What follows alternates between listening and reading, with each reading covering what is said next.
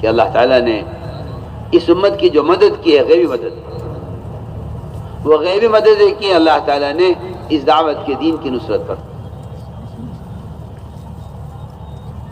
دعوت الی اللہ، اس فریضے کی وجہ سے، اس دعوت کے فریضے کی وجہ سے اللہ تعالیٰ رعب کے ذریعے مدد فرماتے ہیں۔ میرا دل چاہتا ہے کہ وہ واقعات غور کر کیے جائیں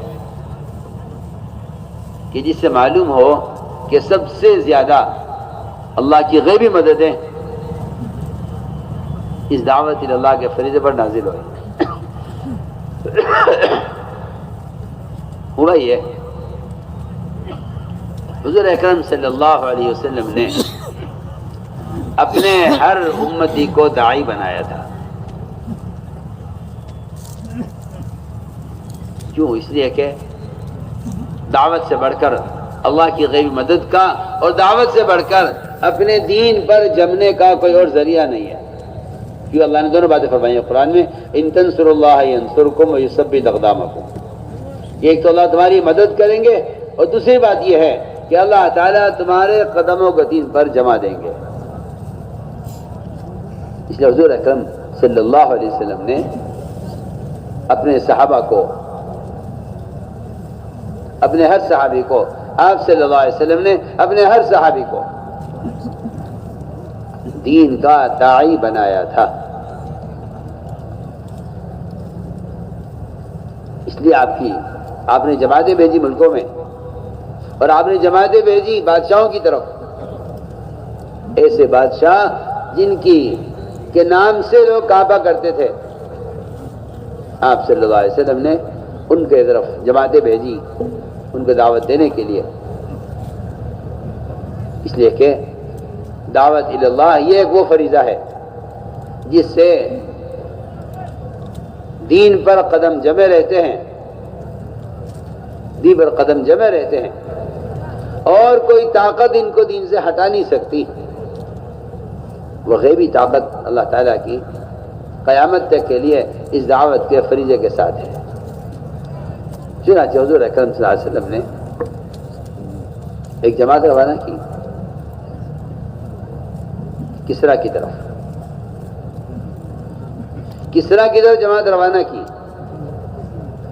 ان میں ایک صحابی تھے عبداللہ بن حذافہ رضی اللہ تعالیٰ عنہ۔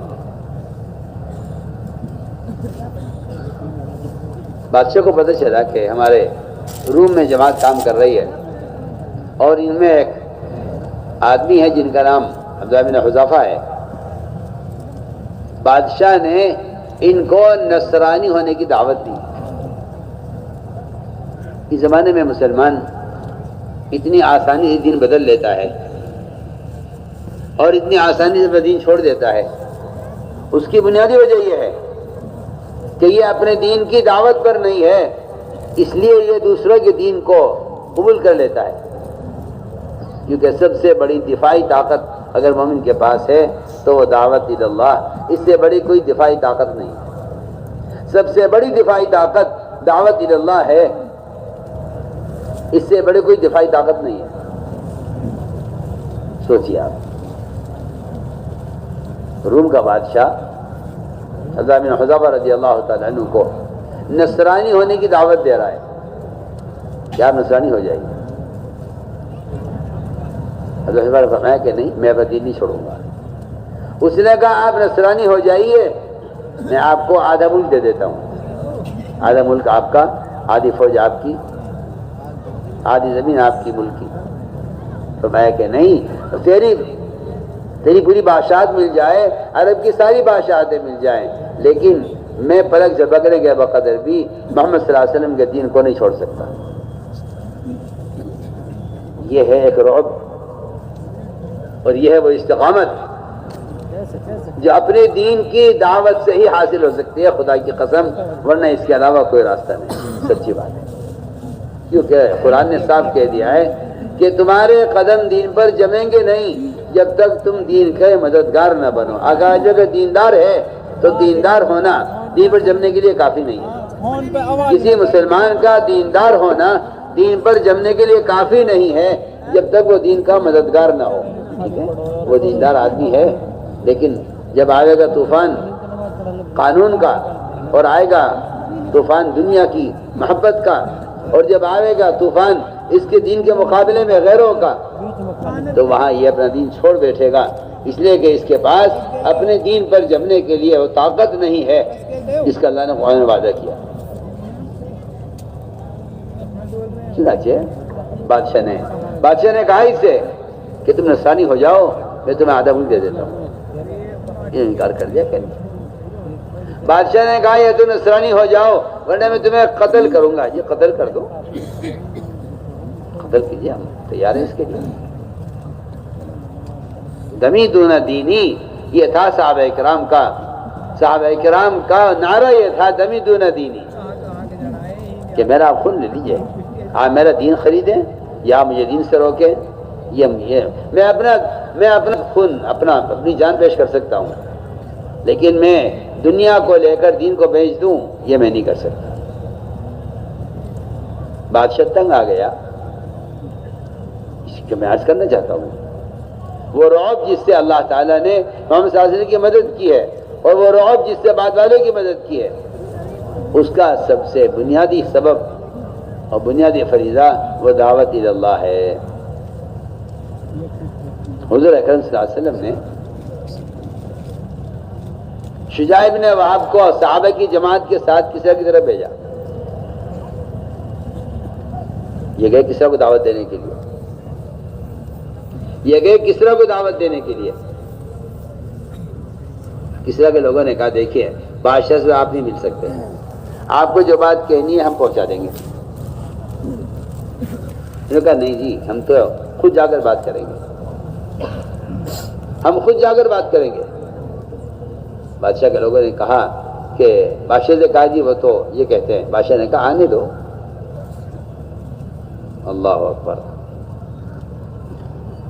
بادشاہ نے کہا آنے دو. انہوں نے کہا جب اس سواری پر آئیں گے کہ آنے دو، جو چاہے مطالبہ کریں وہ اس مطالبے کو پورا کرنا ہے. بعض روایت میں آتا ہے کہ بادشاہ سے ملاقات کے لیے اس کے تخت سے لے کر اس کے دربار کے دروازے تک، قلعے کے دروازے تک جو قالین بچھے ہوئے تھے، قیمتی قالین، یہ اپنے نیزے سے ان قالینوں کو پھاڑتے ہوئے جا رہے تھے، اور وہاں سونے کے تاروں سے بنے ہوئے جو تکیے رکھے ہوئے تھے، ان تکیوں میں سوراخ کر کے اپنی سواری کو باندھا ان کے سونے کے تکیوں سے. کسی کی مجال لے کے روک دے. دونوں طرف فوجیں کھڑی ہوئی ہیں، بادشاہ کی، اور یہ بادشاہ کے قالین کو پھاڑتے ہوئے سیدھے بادشاہ کے پاس پہنچے، اس سے بات کی، اس کو دعوت دی. اللہ تعالیٰ نے ان کے دل سے بادشاہ کا اور اس کے بال و اسباب کا اور اس کی ساری قوت کا اور اس کی ساری فوج کا سب کا رعب کے دل سے نکال دیا.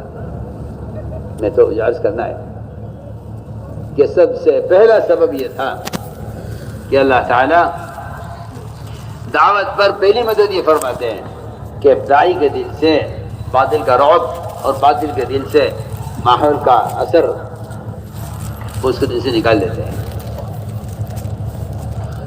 ان واقعات سے معلوم ہوتا ہے کہ وہ غیبی مددیں جو انبیاء علیہ السلام کے ساتھ تھی، وہ قیامت تک کے لیے اللہ تعالیٰ نے اس دعوت اللہ کے فریضے کے ساتھ رکھ دیے ہیں. وہ صاف قرآن نے کہا ہے کہ اس سے زیادہ پختہ مذہب، اس سے اچھا دین ہو کس کر سکتا ہے جو دعوت عبادت کو جمع کر لے. قرآن کہتا ہے کہ اس سے اچھا مذہب، اس سے اچھا دین ہو کس کر سکتا ہے جو دعوت اور عبادت دونوں کو جمع کر لے. اس لیے میں نے عرض کیا کہ یہ ہے واقعات کہ حضور اکرم صلی اللہ علیہ وسلم نے اپنے ہر صحابی کو داعی بنایا تھا، اس لیے انہیں اپنے دین پر استقامت تھی اور کوئی طاقت نہیں تھی جو ان کو ان کے دین سے ہٹا دے، جو ان کو ان کے دین سے پھیر دے. کوئی طاقت نہیں تھی.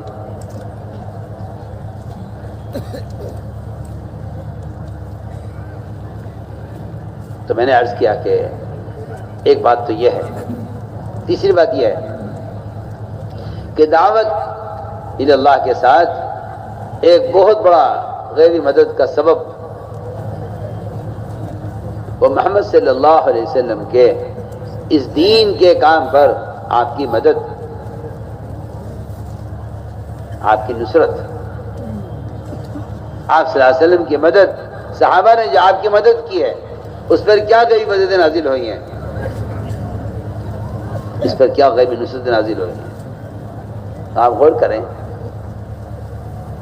جو شخص حضور اکرم صلی اللہ علیہ وسلم کے لائے ہوئے دین کا مددگار ہوگا، اس کے ساتھ وہ مددیں ہوں گی جو مدد خود محمد صلی اللہ علیہ وسلم کے ساتھ ہے۔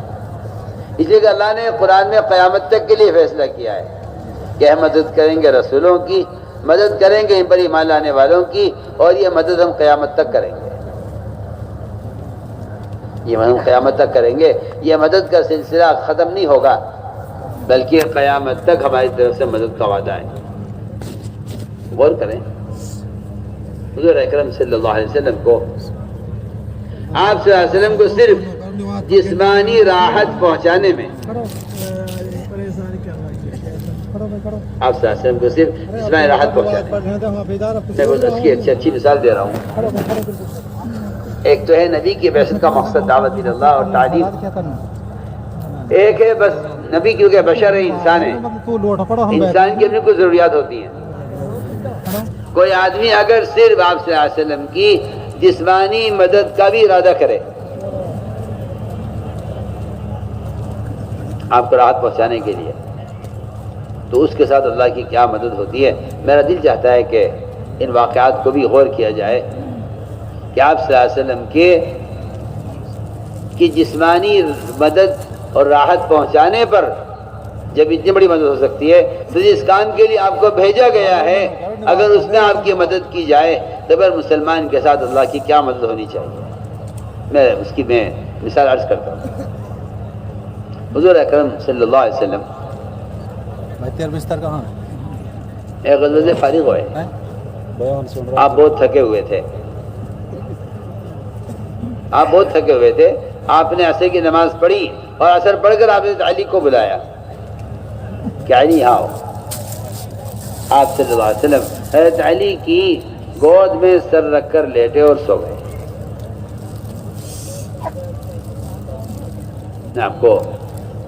آپ صلی اللہ علیہ وسلم کو صرف جسمانی راحت پہنچانے پر اللہ کی کیا مدد آئی ہے، میں عرض کرنا چاہتا ہوں۔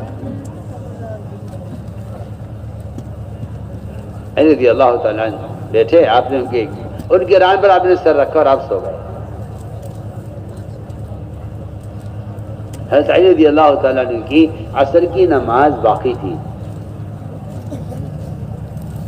حضرت علی کی عصر کی نماز باقی تھی، آپ نماز پڑھ چکے تھے، حضرت علی کی نماز باقی تھی۔ آپ سوتے رہے اور سورج غروب ہونے لگا۔ حضرت علی رضی اللہ تعالیٰ نے آپ کو اٹھایا نہیں کہ اللہ اٹھ جائیے مجھے عصر پڑھنی ہے۔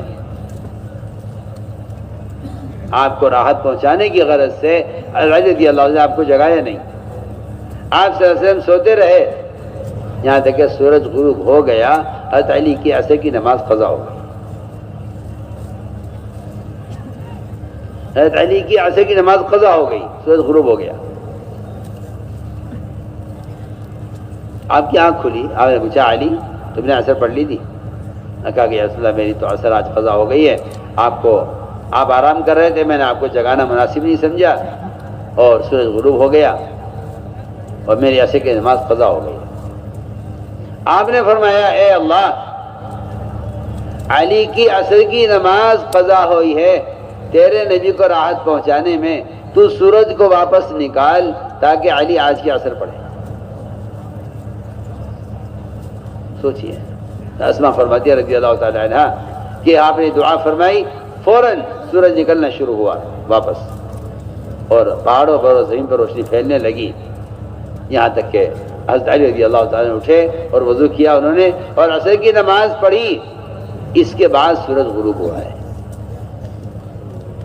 سوچئے اب حضور اکرم صلی اللہ علیہ وسلم کو جسمانی راحت پہنچانے پر کیا مددیں ہوئی ہیں۔ جس کام کے لیے آپ کو بھیجا نہیں گیا، جب اس میں آپ کی مدد کرنے پر ہی اللہ کی طرف سے یہ نصرتیں ہوئی ہیں کہ سورج نکل کر واپس آیا ہے، تو جس کام کے لیے آپ کو بھیجا گیا ہے دعوت اللہ، اگر مسلمان آپ کے دین کا مددگار ہو تو آج مسلمان کو کیا مددیں اللہ کی طرف سے حاصل ہونی چاہیے، اس کو میں یہ کہنا چاہتا ہوں۔ سوچیے آپ صلی اللہ علیہ وسلم کو پیشاب کا تقاضا ہوا، جابر جگہ جابر یہاں آؤ، ہمیں استنجا کرنا ہے، جاؤ جا کے تلاش کرو، میں کوئی جگہ، کوئی دیوار یا کوئی چٹان یا کوئی آڑ ایسی مل جائے جہاں پیشاب کر لیں۔ عام طور سے کی عادت ہو گئی ہے کہ وہ کہیں بھی پیشاب کر لیتے ہیں اور کسی بھی طرف رخ کر کے بیٹھ جاتے ہیں، جبکہ پیشاب کرنے والے کو چاہیے کہ وہ اپنے آگے پردہ کرے اور آڑ رکھے، اس لیے کہ بے شمار اللہ کی مخلوق ایسی ہے دنیا میں جو اللہ کی بڑی عبادت کر رہی ہوتی ہے، جنات بھی ہوتے ہیں، فرشتے بھی ہوتے ہیں، اور یہ ان کے سامنے بیٹھ جاتا ہے صدر کھول کر۔ ایسے لوگوں کو جنات اور شیاطین پریشان کرتے ہیں۔ تو میں نے عرض کیا کہ یہ بھی ایک بات ہے کہ پیشاب آدمی کرنا چاہے تو ایسی آڑ میں پیشاب کرے کہ جہاں اس کے پیشاب کرنے کی وجہ سے کوئی جو ہے کوئی پردہ ہو یا کوئی دیوار ہو، کوئی آڑ ہونی چاہیے۔ ہمیں جاؤ جابر جا کے تلاش کرو، کوئی آڑ تلاش کرو، ہمیں پیشاب کرنا ہے۔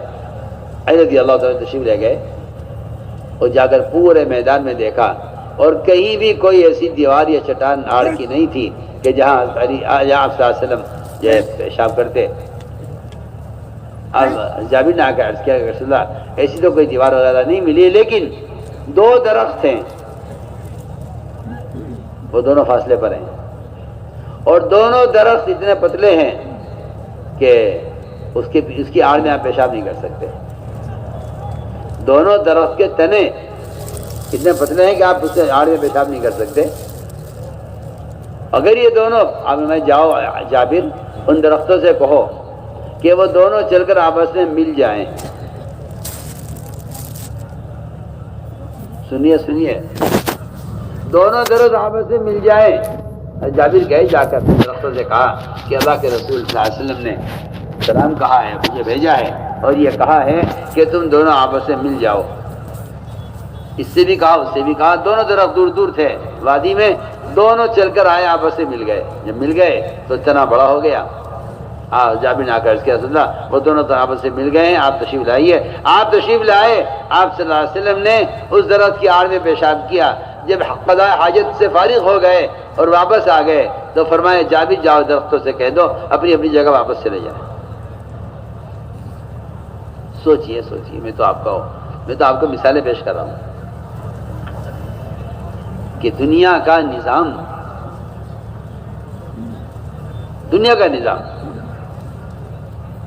انفرادی دعوت پر غیبی مددیں اور محمد صلی اللہ علیہ وسلم کو صرف جسمانی راحت پہنچانے پر،